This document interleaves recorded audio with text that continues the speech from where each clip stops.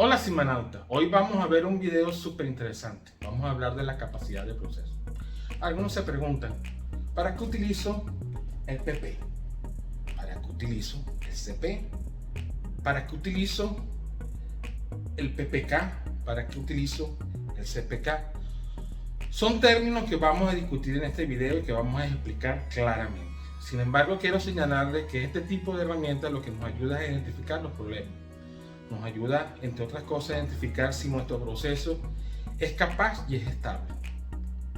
Pero para profundizar en este tema de cómo crear un proceso estable, por favor vayan al enlace que les dejo arriba para que puedan ver algunas herramientas de Lean Manufacturing que nos pueden ayudar no solamente a identificar si nuestro proceso es estable o no, sino cómo hacer de que ese proceso se convierta en estable. Les dejo con este video para explicarles lo que es la capacidad de proceso. Por favor, quédate y averígualo.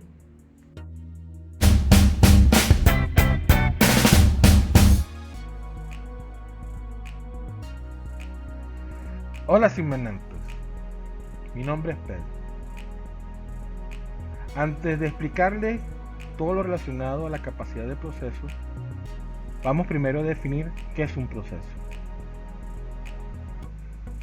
Es un conjunto de fases sucesivas de un fenómeno o hecho complejo que deben necesariamente sucederse para completar un fin específico. Un proceso es una combinación única de herramientas, métodos, materiales y personal dedicados a la labor de producir un resultado medido. Por ejemplo, una línea de producción de jugo de naranja o la facturación de un servicio. Hablemos sobre algunas consideraciones sobre la medición del proceso. El resultado de un proceso suele tener al menos una o más características medibles que se usan para especificar el resultado. Por ejemplo, si estamos hablando de la elaboración de jugo pasteurizado de piña, una característica puede ser el Brix, o el sabor, o el color. Si estamos hablando de un proceso administrativo como el cierre contable del mes, una característica puede ser el tiempo de entrega o la calidad de información. Estas pueden analizarse de forma estadística si los datos del resultado muestran una distribución normal. Solo entonces tiene sentido buscar un valor intermedio y una desviación estándar. Se debe establecer un proceso con un control de proceso adecuado. Si el proceso no está bajo control estadístico, entonces no tiene sentido hacer cálculos sobre su capacidad. Y esto lo voy a estar repitiendo durante todo el video. La capacidad de proceso solo involucra una variación de causa común y no variación de causa especial.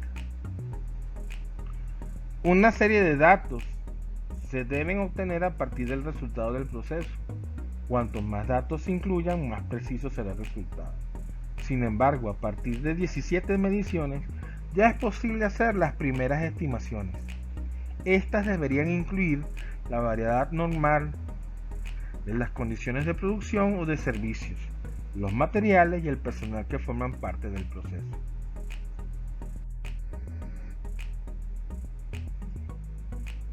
Hablemos sobre la estabilidad de un proceso.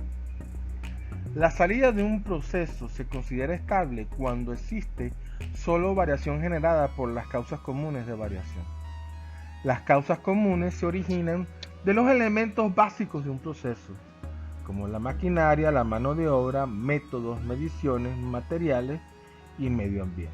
A esto se le llama las 6 M. En función de eso podemos tener un proceso estable y capaz, donde la distribución de los datos dentro de los subgrupos se distribuye normalmente y los datos están dentro de los límites de especificaciones técnicas o del cliente. También podemos tener un proceso estable e incapaz, donde no hay variación entre los datos de los subgrupos, pero sí hay ciertos datos que están fuera de los límites de especificación técnica o del cliente. Un proceso inestable es aquel donde la variación final es producto de las variaciones impredecibles o causas especiales a la entrada del proceso. Se caracteriza porque las variables de salida están fuera de control. Entonces podemos tener un proceso inestable y capaz. Inestable porque hay variabilidad entre los datos de los subgrupos, pero es capaz porque los datos todavía se mantienen dentro de los límites de especificación técnica o de cliente. Si el proceso está fuera de control, la media y o la desviación estándar del proceso no son estables y en consecuencia su variabilidad será mayor que la natural y la capacidad potencial estará infravalorada. En este caso, no es conveniente hacer un estudio de capacidad.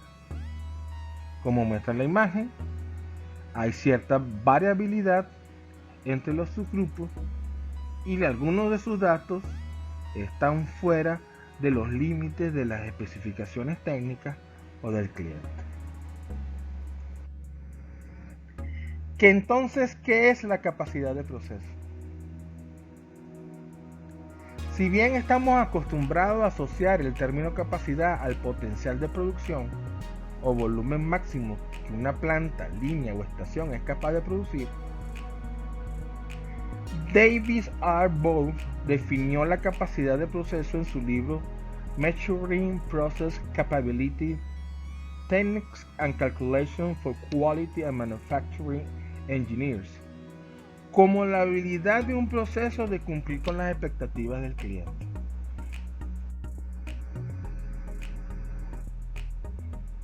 Suponiendo una característica de calidad cuya variable de respuesta sigue una distribución normal, podemos decir que la curva representa lo que está integrando el proceso, es decir, es la voz del proceso, como pueden ver en la imagen. Esta voz de proceso indica lo que está ocurriendo. Por su parte, los límites de especificación definen lo que se considera una falla y por ende representan la voz del cliente e indican lo que deben ocurrir.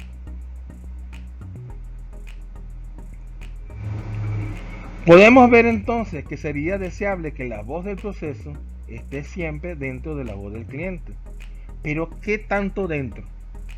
Existen varias maneras de evaluar la habilidad o la capacidad de un proceso que no necesariamente son variantes, sino que a menudo se complementan entre sí. Ahora bien, ¿cuáles son los requisitos para efectuar un estudio de índice de capacidad? El principal requerimiento para iniciar con un estudio de actitud de proceso consiste en que éste se encuentre estadísticamente estable. Y además se precise lo siguiente: las mediciones individuales del proceso se comporten siguiendo una distribución normal. Y la segunda condición es que las especificaciones de ingeniería representen con exactitud los requerimientos de los clientes.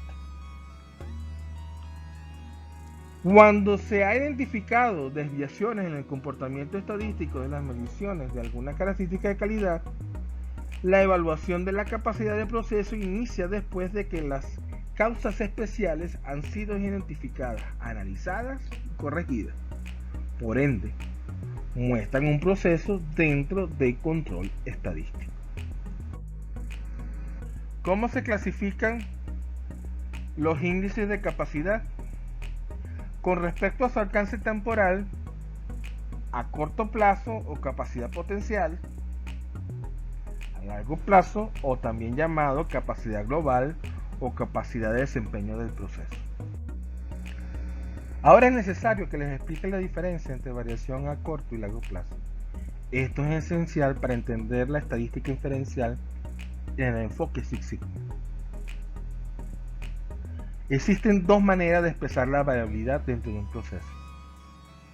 La variación a largo plazo, donde los datos son recogidos durante un periodo de tiempo suficientemente largo y en condiciones suficientemente diversas para que sea probable que contengan algunos cambios del proceso y otras causas especiales, como muestra en la imagen. Luego tenemos la variación a corto plazo, donde los datos son recogidos durante un periodo de tiempo suficientemente corto para que sea improbable que haya cambios y otras causas especiales. Por ejemplo, que no haya importantes cambios de temperatura, turnos operadores, lotes de materia prima, entre otros. Entonces, de los datos recogidos a largo plazo, yo puedo tomar datos en un periodo corto y ese sería mi variación a corto plazo. La diferencia entre una variación a corto plazo y largo puede proveer pistas de las mejoras que se pueden realizar en un proceso. Una gran diferencia indica que el desempeño de un proceso puede mejorarse con un mejor control. El proceso tiene potencial.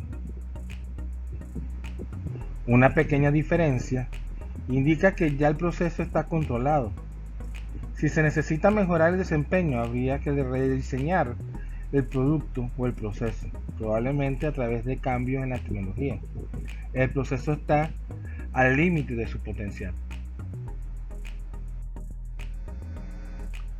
¿Cuál es la diferencia entre la capacidad a corto plazo y la capacidad a largo plazo? La capacidad a corto plazo representa el potencial del proceso, es decir, lo mejor que se puede esperar del mismo. A corto plazo, la desviación estándar se calcula dividiendo el rango promedio del subgrupo entre la constante de extrusor. Esa constante está tabulada y depende del tamaño del grupo. Por otra parte, está la perspectiva de largo plazo, que a final de cuentas es la que le interesa al cliente. De aquí que la capacidad de largo plazo se calcula con muchos datos tomados de un periodo de tiempo suficientemente largo como para que los factores externos influyan en el desempeño del proceso. A largo plazo, la desviación estándar se calcula como la raíz cuadrada del promedio de la diferencia entre un valor y la media elevado al cuadrado. Ahora hablemos sobre los índices de capacidad de proceso a corto plazo. El primero es el índice de capacidad potencial, CP. Este pretende ver en conjunto si un proceso está dentro de los límites, sin tener en cuenta el descentrado de las muestras de valor nominal. Si suponemos que el proceso está distribuido normalmente, podemos determinar el porcentaje de productos defectuosos a partir de las especificaciones técnicas o de clientes dadas. El CP se calcula como la diferencia del límite de especificación superior menos el límite de especificación inferior, todo esto dividido por 6 multiplicado por la desviación estándar. Si el CP es igual a 1, se considera que el proceso es capaz. Si CP es igual a 1, el proceso es estrictamente capaz. Si el proceso es menor a 1, el proceso es incapaz. Compare el CP con un valor de referencia para evaluar la capacidad potencial del proceso. Muchas industrias utilizan un valor de referencia de 1.6. Si el CP es menor que el valor de referencia, considere cómo mejorar el proceso reduciendo su variación. Para explicar mejor la interpretación del CP, vamos a utilizar este ejemplo. Supongamos que queremos saber si un carro puede o no entrar en una cochera o un garaje. Si el CP es menor a 1, como muestra en la imagen, el carro no entra en la cochera. Si el CP es igual a 1, cualquier distracción del conductor estacionando el carro va a generar un accidente. Si el CP es mayor a 1, el carro puede entrar en la cochera cómodamente. Si el CP es bajo, como muestra el ejemplo, la dispersión de especificación es menor que la dispersión del proceso dentro de los subgrupos. Por lo tanto, el CP es bajo, 0.8, y la capacidad potencial del proceso es deficiente con base en su variabilidad. Si el CP es alto, en este ejemplo, la dispersión de especificación es considerablemente mayor que la dispersión del proceso dentro de los subgrupos. Por lo tanto, el CP es alto, 2.76, y la capacidad potencial del proceso es adecuada con base en su variabilidad. Veamos este caso especial. Debido a que el índice de CP no considera la ubicación del proceso, no indica qué tan cerca está el proceso de la región objetivo que define los límites de especificación. Por ejemplo, las siguientes gráficas muestran dos procesos con el mismo valor de CP igual a 3.13. Aunque un proceso se encuentra dentro de los límites de especificación, el otro no. Ahora nos toca hablar del otro índice, el índice de capacidad real, CPK. Este índice sí toma en cuenta el centrado del proceso respecto a las especificaciones. En este caso se denomina CPK y se evalúa como sigue. CPK es igual al mínimo entre CPU y CPL, siendo CPU la diferencia entre el límite de especificación superior y el promedio de la muestra, dividido por 3 por la desviación estándar. Y CPL es la diferencia entre el promedio de la muestra menos el límite de especificación inferior, dividido por 3 por la desviación estándar. Si CPK es igual a 1, es capaz de producir 99.73% dentro de especificaciones. Si CPK es menor a 1, no es capaz de cumplir las especificaciones. Se debe reducir la variación. Si CPK es mayor a 1, entonces el proceso es capaz de producir cuando menos 99.73% del producto dentro de especificaciones. Compare el CP y el CPK. Si el CP y el CPK son aproximadamente iguales, entonces el proceso está centrado entre los límites de especificación. Si el CP y el CPK son diferentes, entonces el proceso no está centrado. Veamos el siguiente ejemplo para interpretar mejor el CPK. Supongamos que queremos saber si un carro puede o no entrar en una cochera o garaje. Si el CPK es menor a 1, el conductor va a chocar con pared porque no está alineado con el centro del garaje, como muestra la figura. Si el CPK es igual a 1, va a entrar muy pegado a cualquiera o ambos costados del garaje. Si CP es mayor a 1, el carro puede entrar en la cochera con suficiente holgura sin el riesgo de golpear ninguna superficie. Para aterrizar mejor el concepto, si CPK es bajo, como muestra este ejemplo, quiere decir que la distancia de la media del proceso al límite de especificación más cercano, es decir, el límite de especificación superior, es menor que la dispersión unilateral del proceso. Por lo tanto, el CPK es bajo, 0.8, y la capacidad potencial del proceso es deficiente.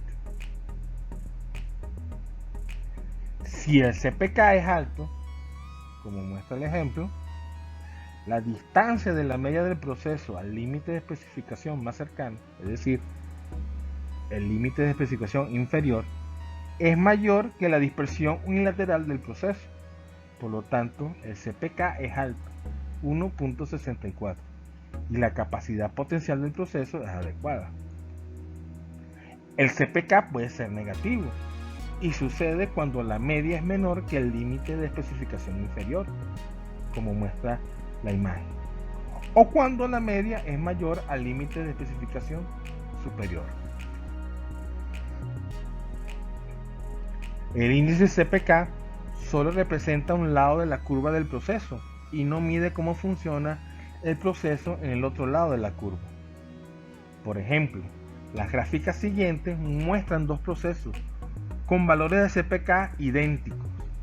Sin embargo, un proceso viola ambos límites de especificación y el otro solamente viola el límite de especificación inferior. Ahora veamos los índices de capacidad de proceso a largo plazo. Comencemos con el índice de capacidad general, PP.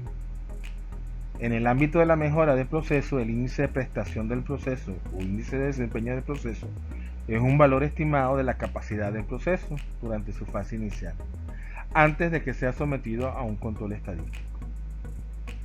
Se calcula de manera similar al CP. Sin embargo, acuérdense que la desviación estándar para este caso se calcula de manera diferente. Si PP es mayor a 1, el proceso es capaz.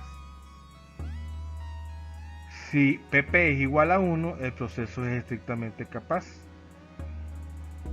Si PP es menor a 1, el proceso es incapaz. De igual manera, compare el PP con un valor de referencia para evaluar la capacidad potencial del proceso. Al igual que CP, muchas industrias utilizan un valor de referencia de 1.6. Si el CP es menor que el valor de referencia, considere cómo mejorar el proceso reduciendo su variación. Veamos el otro índice de capacidad de proceso a largo plazo, que es el índice de capacidad real PPK. Este índice sí toma en cuenta el centrado del proceso respecto a las especificaciones. En este caso se denomina PPK y se evalúa como sigue, de forma idéntica a como se evalúa CPK. Si PPK es igual a 1, es capaz de producir 99.73% dentro de especificaciones. Si PPK es menor a 1, no es capaz de cumplir las especificaciones, se debe reducir la variación.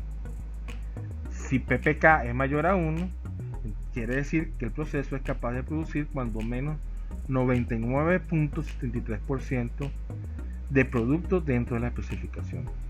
Para calcular PPK, la fórmula es similar a CPK. La diferencia es que el cálculo de la desviación estándar se calcula de manera diferente. Compare el PPP y el PPK. Si el PPP y el PPK son aproximadamente iguales, entonces el proceso está centrado entre los límites de especificación. Y si el PPP y el PPK son diferentes, entonces el proceso no está centrado. Realmente, desde un punto de vista estadístico, PPK no es significativo si el proceso en estudio no está bajo control. Porque si no puede estimarse el proceso bajo una distribución de probabilidad, menos aún parámetros como la media y la desviación estándar. Además, es poco aconsejable usar esta medida basada en la prestación del proceso en el pasado para predecir la prestación futura. Desde el punto de vista de la gestión, cuando una organización está bajo presión para establecer un nuevo proceso de forma rápida y económica, PPK tal vez es una medida conveniente para comprobar la progresión alcanzada en un intervalo determinado de tiempo. Si PPK crece, se interpreta como que la capacidad de proceso está mejorando.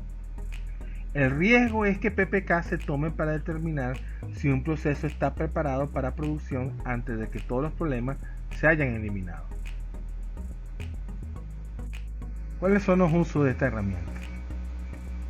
Seleccionar entre proveedores competidores, brindar asistencia a los responsables del desarrollo y diseño del producto para seleccionar o modificar un proceso, planear la secuencia de los procesos de producción cuando está presente un efecto interactivo de los procesos de tolerancia, reducir la variabilidad de un proceso de manufactura, predecir la medida en que el proceso se apegará a la tolerancia, brindar asistencia para establecer un intervalo entre el muestreo para monitorear el proceso y especificar los requerimientos de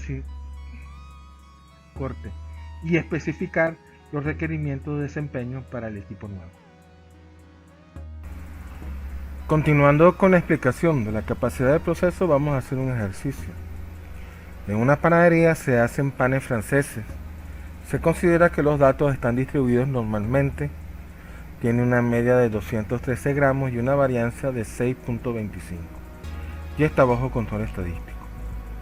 La especificación del peso es de 200 gramos como límite de especificación inferior y 225 gramos como límite de especificación superior. Nos piden calcular el PP y el PPK. Si el promedio de los rangos de los subgrupos es 5.1 gramos y el tamaño de la muestra es igual a 4, entonces también nos piden calcular CP y CPK. Entonces, La primera cosa que hay que ver es que nos dicen que los datos se distribuyen normalmente y están bajo control estadístico. Quiere decir que el proceso es estable. Por lo cual se puede considerar hacer un estudio de la capacidad de proceso. Los límites de especificación, el inferior 200 gramos y el superior 225 gramos. Para calcular el PP y el PPK tenemos que la varianza es 6.25 y la media es 213. Eso quiere decir que la desviación estándar es igual a la función que hemos estado revisando en estos últimos ejercicios, la raíz cuadrada de la varianza, cerramos paréntesis, 2.5 gramos es la desviación estándar. Acuérdense que cuando estamos utilizando o estamos calculando PP y PPK, tenemos que utilizar esta fórmula de sigma. Entonces, para calcular PP, abrimos paréntesis, sería el límite superior menos el límite inferior, cerramos paréntesis, y eso lo vamos a dividir por 6 por la desviación estándar, que en este caso es 2.5, y cerramos paréntesis. Esto nos quiere decir que la capacidad de proceso a largo plazo es de 1.67. Primero es mayor que 1 y luego es mayor a 1.6. Entonces lo que nos quiere decir es que nuestro proceso tiene la capacidad de producir panes entre 200 y 225 gramos con bastante holgura. Para calcular el PPK, entonces vamos a usar la función min de Excel. Entonces él me va a dar el mínimo entre los valores que ponga entre paréntesis. Entonces para calcular el primer valor, abro paréntesis, sería el límite inferior, o mejor dicho, el límite superior menos la media, cierro paréntesis, entre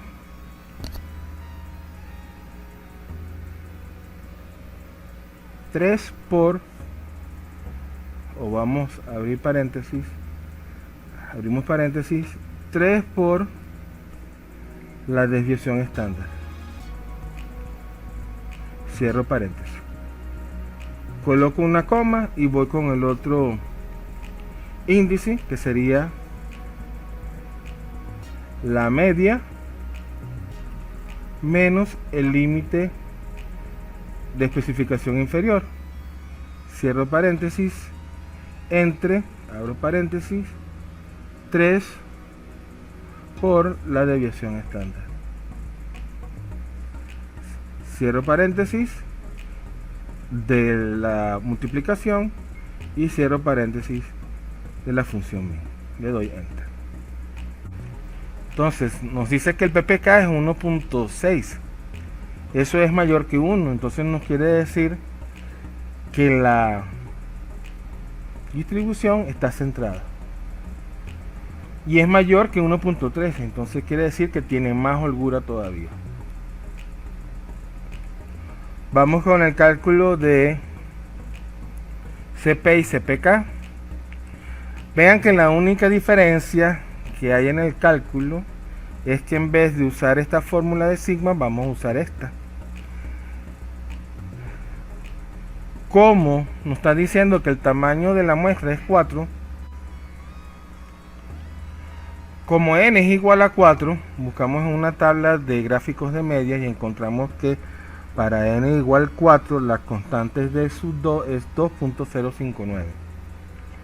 2.059. Entonces sigma, o la desviación estándar a corto plazo, va a ser igual al rango, que es 5.10, dividido entre la constante resultó 2.06 y eso nos da 2.48. Entonces, acuérdense que la fórmula de CP y CPK es muy similar a PP y a PPK, lo único es la forma como se calcula la desviación estándar. Entonces CP, abro paréntesis,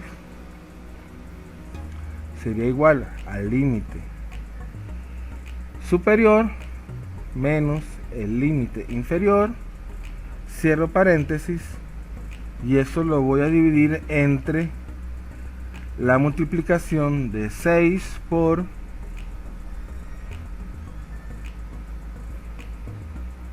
la desviación estándar a corto plazo,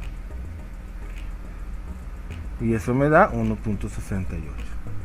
Para calcular PPK, entonces sería igual a el mínimo entre la diferencia del límite de especificación superior menos la media o el promedio, cierro paréntesis, dividido entre 3 desviaciones estándar o 3 veces la desviación estándar. Entonces sería 3 por 2.48, cierro paréntesis. Ahora voy por el otro valor, que es la diferencia entre la media menos el límite de especificación inferior, cierro paréntesis, entre 3 desviaciones estándar.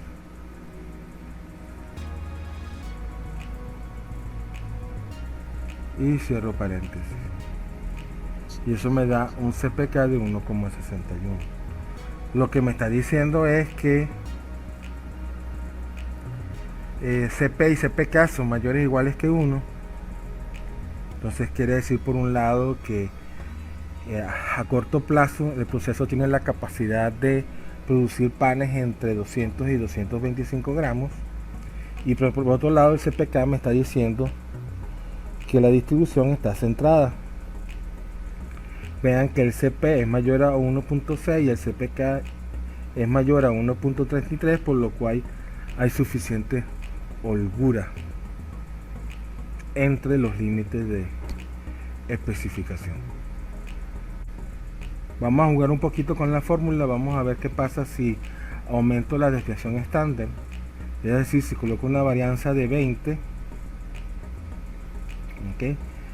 Ya el PP y el PPK son menores a 1, entonces quiere decir que a largo plazo el proceso no es capaz de producir panes franceses dentro de los límites de especificación inferior y el límite de especificación superior, a pesar de que a corto plazo nos decía que sí. Entonces, más bien el proceso, en vez de haberse mejorado, empeoró. Si te gustó el video, por favor dale like, suscríbete y dale click en la campana para las notificaciones. Muchas gracias y hasta la próxima.